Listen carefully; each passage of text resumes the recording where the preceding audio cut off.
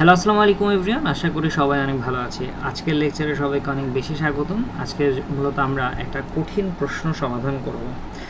কঠিন কেন বলতেছি, এটা সলভ করতে করতে আশা করি বুঝে যাবা। কিন্তু যদি একটু প্রাথমিক একটা ধারণা দিই তাহলে দেখলে বোঝা যায় যে দেখো, এখানে ভি আছে, এ আছে, এক্স আছে, ওয়াই আছে, জেড আছে, অর্থাৎ 5টা আননোন যৌগ দেওয়া আছে।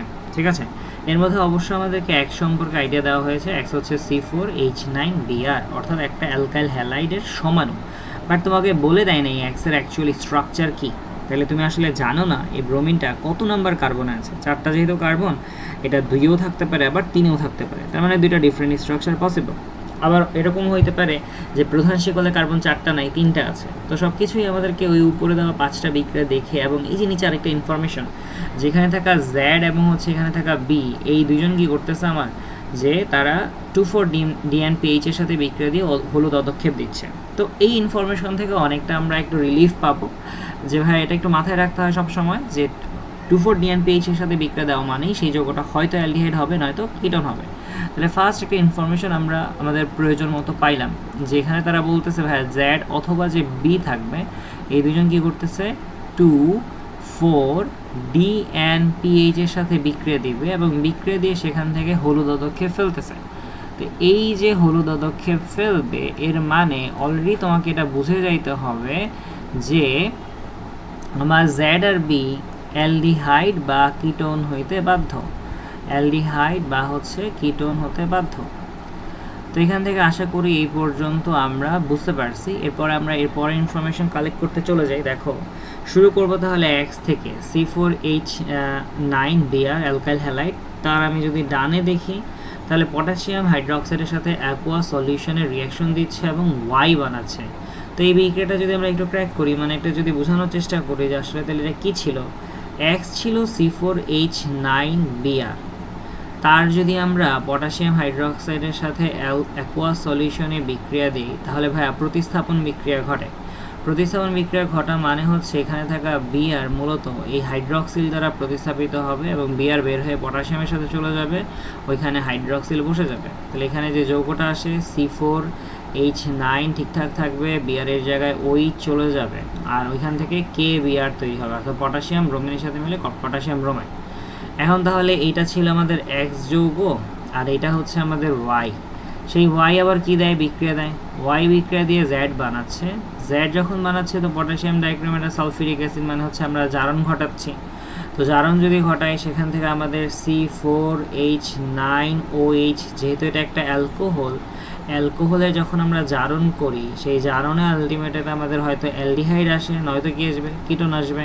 তো এই সম্পর্কে তো আমরা অলরেডি আইডিয়া রেখেছি যে এখানে থাকা জেড অ্যাকচুয়ালি একটা অ্যালডিহাইড বা কিটোন হবে, সেটা তো এই 2,4-DNPH এর বিক্রিয়া থেকেই বোঝা যাচ্ছিল।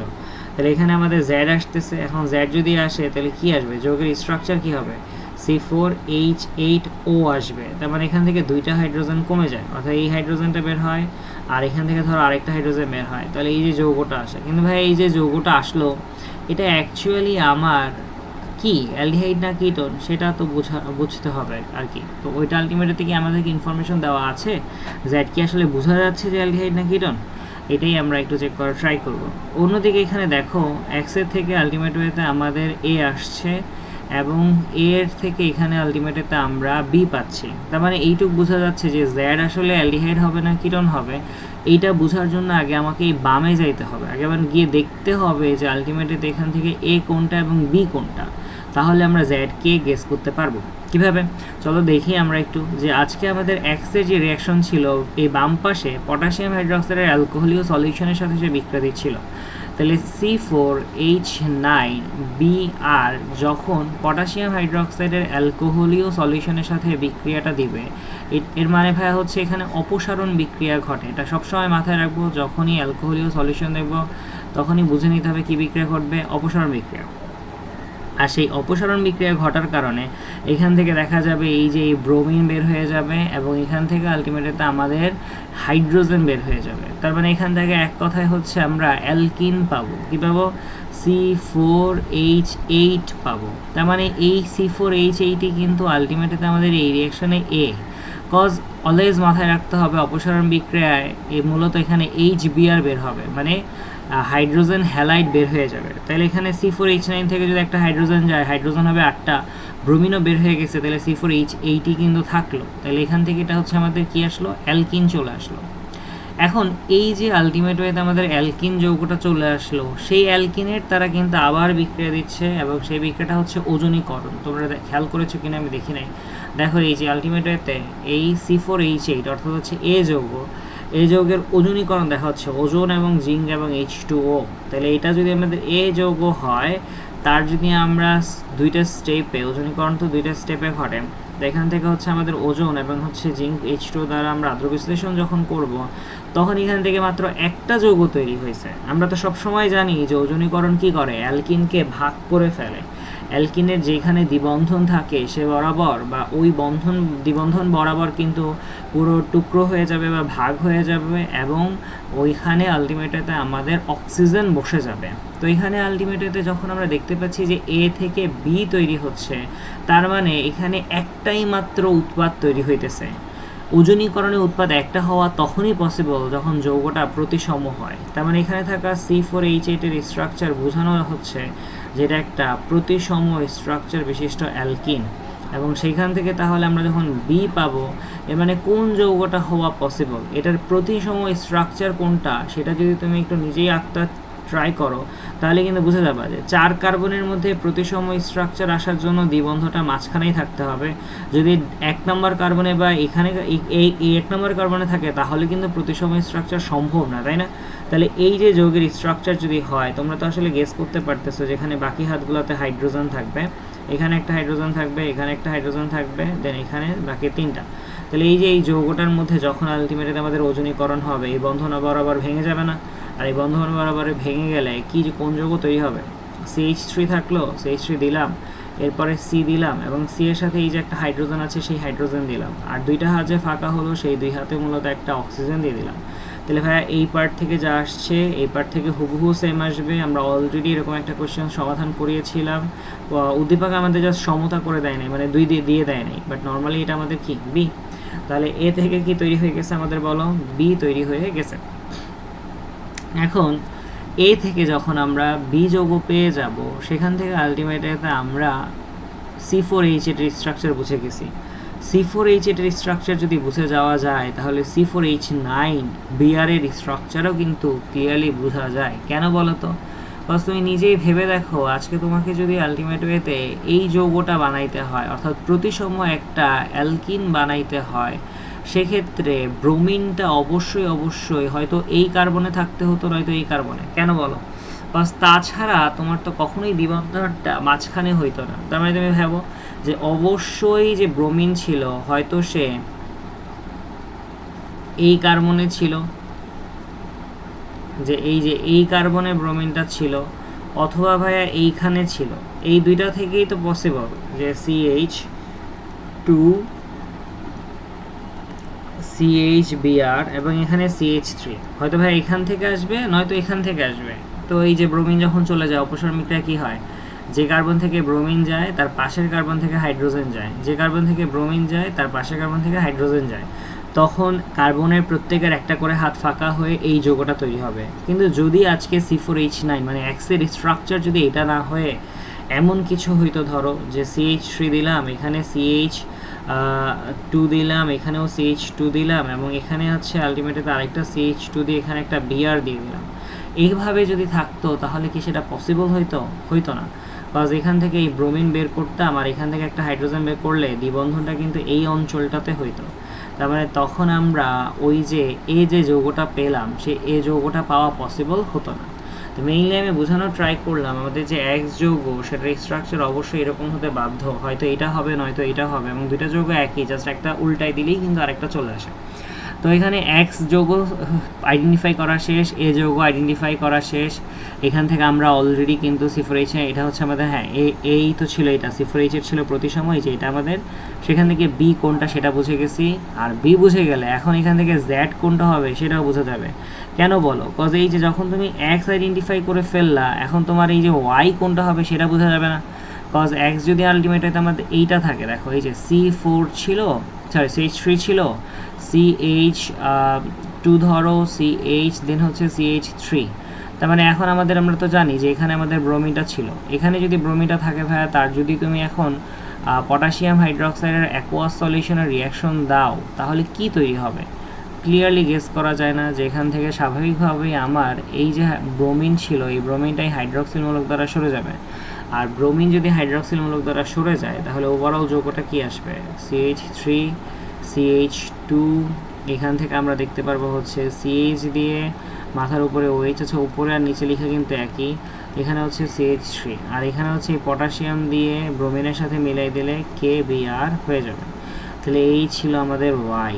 আর এইটা যদি ভাইয়া Y হয়, এই যৌগ থেকে কোন মানে জ্বালানোর ফলে কোন যৌগ আসবে সেটাও গেস করা যায়, যে আজকে CH3 CH2 CH2 না CHOH অ্যান্ড এখানে হচ্ছে CH3 দিয়ে যদি আমি তোমাকে বলি যে পটাশিয়াম ডাইক্রোমেটের সাথে জারণ দেখাও, K2Cr2O7 এবং H2SO4 দিয়ে তার জারণ দেখাও, তাহলে প্রোডাক্ট কি আসে? আমরা অলরেডি জানি যে প্রোডাক্ট বানানোর সময় আমরা 2 ডিগ্রি অ্যালকোহল থেকে, এটা একটা 2 ডিগ্রি অ্যালকোহল, হাইড্রক্সিলমূলক যে কার্বনে অ্যাটাচ সে আরও 2টা কার্বনের সাথে অ্যাটাচ। তাহলে এই যে 2 ডিগ্রি যে অ্যালকোহল আসছে, সেই 2 ডিগ্রি অ্যালকোহল থেকে আসলে কি তৈরি হয়?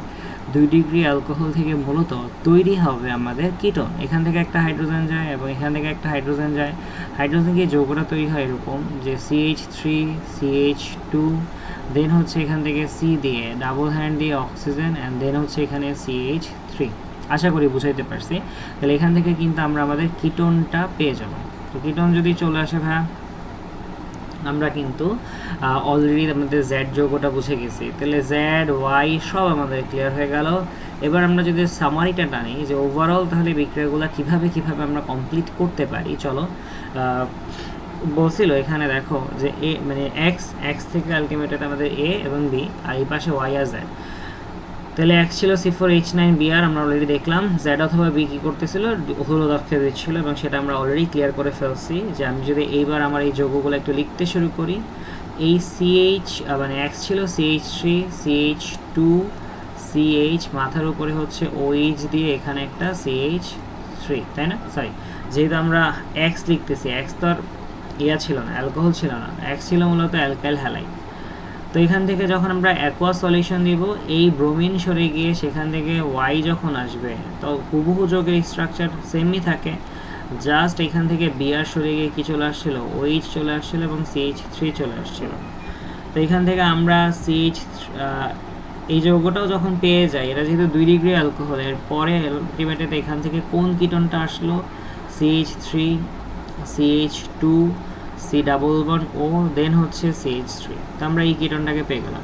XYZ আবার আইডেন্টিফাই করা শেষ। এবার তাহলে এ কোনটা? এ হচ্ছে ভাইয়া ওর অ্যালকোহলীয় পটাশিয়াম হাইড্রোক্সাইড দ্বারা বিক্রিয়া দিচ্ছিলাম, তার মানে অপসারণ বিক্রিয়া। আমরা ভালো করে বললাম যে দেখো ওই এ থেকে আবার একটাই প্রোডাক্ট আসে, ওজনীকরণে একটা প্রোডাক্ট আসা মানে হচ্ছে ওই অ্যালকিনটা ছিল প্রতিসম একটা অ্যালকিন। তাহলে এখানে CH এবং এখান থেকে একটা CH3 হবে।